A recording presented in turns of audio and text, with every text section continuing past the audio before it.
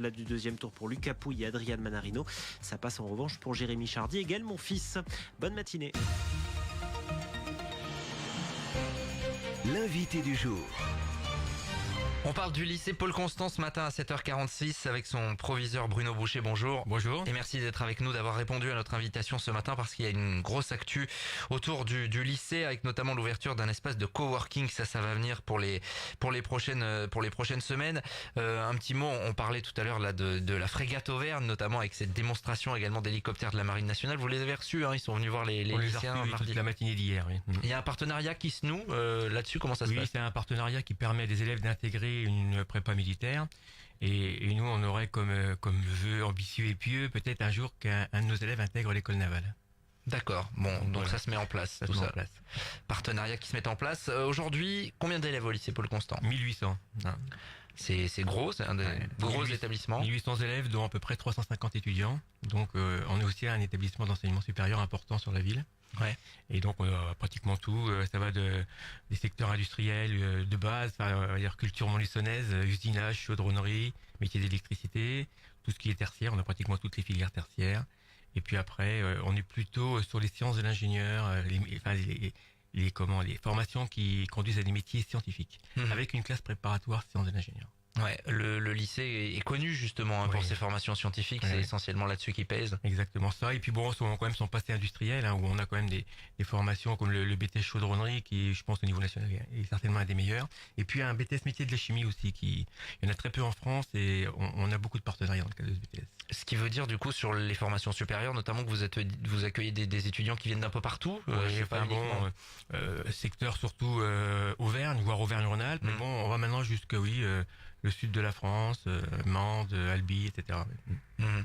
Et puis donc ces formations au bac, notamment filière scientifique. C'est ça. Toujours, je regardais un petit peu les résultats là des statistiques publiées par l'Éducation nationale. C'est 95% de réussite Ouais. pour la filière S, toujours voilà des très bons chiffres. 95-96% selon les années. Oui, on a 140 élèves en première S. Donc 140 en terminale, lui ça fonctionne bien. Ouais. Les professeurs accompagnent bien les élèves, très bien les élèves. Les indicateurs sont bons, 93% de taux réussite au bac en filière générale et techno d'une manière générale, 55% de mention également. Oui. Mais c'est vrai qu'on a des élèves qui viennent ici avec souvent des projets précis, notamment ceux qui vont en filière générale, et donc ils sont tout de suite dans l'excellence du lycée.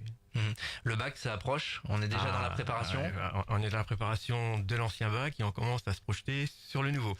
Ouais, c'est vrai qu'il y a beaucoup de réformes qui sont engagées, réforme des lycées notamment qui vous concernent. On peut rappeler un petit peu le principe et puis comment ça va se passer du coup à Paul Constant. Par exemple, il y a une réforme du lycée général déjà où on a une approche par spécialité en première. Il n'y a plus de filière S, S et L. Alors nous, on présentera six spécialités qui correspondent à ce qu'on fait déjà aujourd'hui. Ensuite, il y a la réforme de la voie technologique où là, c'est plutôt une approche par projet dès la première. Et puis une réforme complète du lycée professionnel avec la notion de campus, d'où l'espace collaboratif dont on va parler. Ouais, bien sûr. Sur donc ces 6 spécialités que vous allez proposer, vous, c'est pas un grand chambardement, j'ai envie de dire, c'est quelque chose que vous faisiez déjà en fait. Oui, on a juste ajouté humanité, littérature, philosophie qui n'existait pas, mais c'est pour les élèves qui voudraient éventuellement rester au lycée et faire sociologie, droit, psychologie.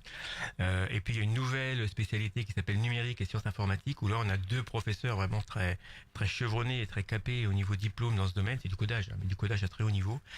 Donc là, celle-ci, on l'affiche, oui. Ouais, vous envisagez sereinement la rentrée prochaine là, avec ces nouvelles dispositions.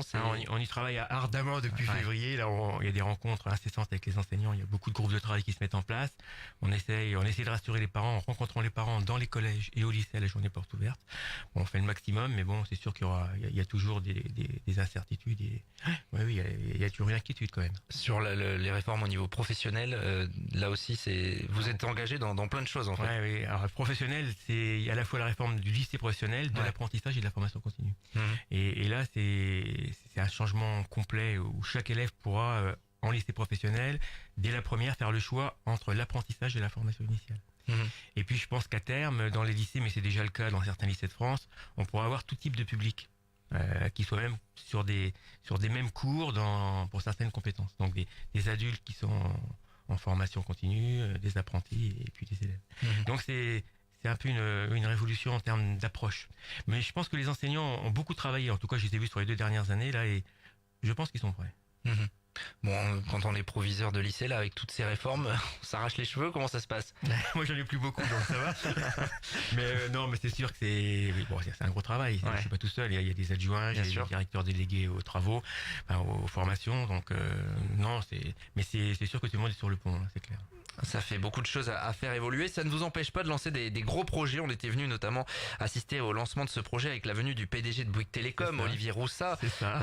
qui est un Bourbonnais d'origine, Oui. mais qui avait fait le plaisir de venir parce que c'est quand même voilà quelqu'un de très important.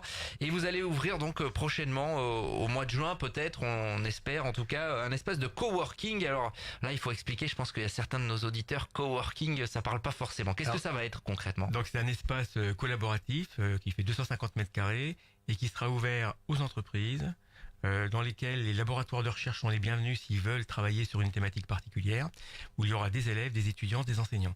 Et c'est un lieu de rencontre où on peut travailler ensemble sur des projets. Donc l'idée, c'est qu'on est sur une approche pôle matériaux, pôle chimie, c'est qu'on puisse fabriquer tout type de matériaux, de la conception jusqu'à la réalisation.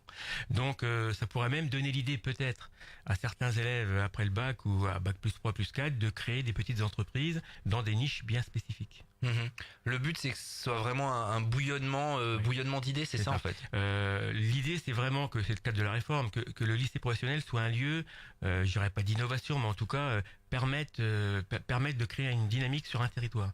Donc en fonction de ce qui existe comme entreprise, comment les accompagner encore plus en termes d'insertion professionnelle, parce que nos élèves iront chez eux, mais aussi pour accompagner leurs projets. Donc c'est un lieu qui se veut aussi convivial. On aura un espace où on pourra prendre le café, un peu comme ici, où on peut échanger et en même temps apprendre à se connaître et peut-être trouver des projets communs. Et on travaille également en partenariat avec la Société chimique de France. Donc je pense qu'on aura un chercheur en chimie dans cet espace. Donc il faut trouver avec quelle entreprise on va travailler. On a déjà des pistes. Et puis on a un gros partenariat avec une entreprise de Clermont-Ferrand qui s'appelle ADUP. ADUP qui fabrique les carcasses métalliques de pneus pour Michelin. Mhm. Et donc eux sont spécialisés dans les imprimantes 3D métal. C'est d'ailleurs, je crois qu'ils sont leaders national et ils sont très bien placés au niveau européen. Donc l'idée, c'est aussi qu'on puisse fabriquer des pièces qu'il est très difficile de fabriquer actuellement sur Montluçon. Donc c'est vrai, ça peut être vraiment une valeur ajoutée. Et pourquoi pas qu'à l'avenir, il y ait effectivement des pistes d'entreprise, des choses innovantes qui soient parties de Pôle Constant, en fait, c'est ça? De toute façon, l'avenir, ce sont nos jeunes, c'est clair. Hein. Et donc, on montera, on est en train de travailler, même si pour l'instant tout se met en place, mais je pense qu'après, par exemple, la Chambre de commerce et d'industrie peut prendre le relais dans le cadre d'une pépinière d'entreprise ou d'un incubateur pour pouvoir accompagner un peu plus loin les élèves qui auraient des idées intéressantes. Ce sont des espaces qui naissent un petit peu partout en France. C'est vrai qu'à Montluçon, il n'y avait pas vraiment. Non, il n'y avait pas. Donc, alors nous c'est presque naturel puisque on a à la fois des ingénieurs, en forme des ingénieurs donc sur la conception ils sont là, des techniciens industriels qui sont capables de faire toutes les méthodes et la mise au point, et puis en production on est capable de travailler en usinage, en chaudronnerie, en impression 3D métal. Donc ça donne comme c'est-à-dire qu'en réalité on pourrait pratiquement tout réaliser. Après c'est les idées qui font leur chemin. Je pense que sur un projet comme ça, une fois que l'ensemble du territoire va s'en emparer, moi je suis pas très inquiet, ça va avancer c'est sûr, on sera peut-être même dépassé par les projets, mais bon c'est très bien. Forcément ça a un coût en termes de financement, vous avez des partenaires qui vont évidemment vous aider. L'objectif c'est d'ouvrir quand? Alors nous on sera prêt pour le 7 juin. C'est-à-dire que là, on a complètement restructuré notre espace. Ça va être fini fin de semaine prochaine. Et puis, on a commandé 50 000 euros d'équipement. Pour l'instant, on ne travaille que sur ressources propres. Bon, on avait un bon fonds de roulement, donc on en a un peu profité. Et puis maintenant, on attend que effectivement la région nous accompagne. Et puis l'État également, puisque Montluçon est quand même positionné sur territoire d'industrie.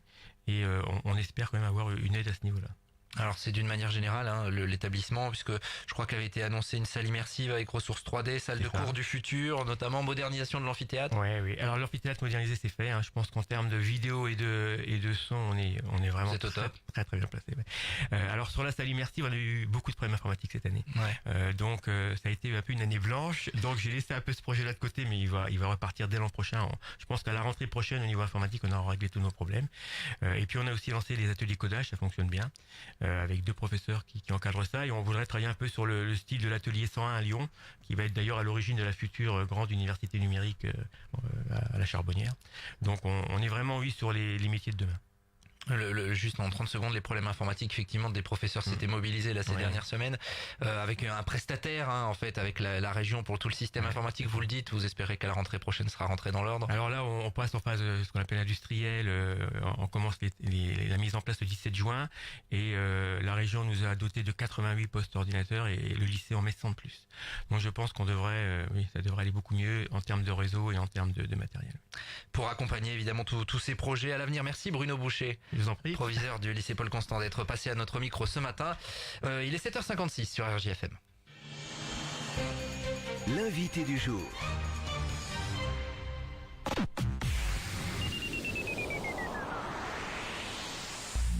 Élise Avenue, votre réseau national d'agences immobilières présent en Auvergne à Montluçon, Culan, Saint-Éloi-les-Mines, Saint-Pourçain et Évaux-les-Bains. Actuellement. Butte de Lière, maison avec terrain à 20 000 euros. Saint-Martinien, maison passive sur plan.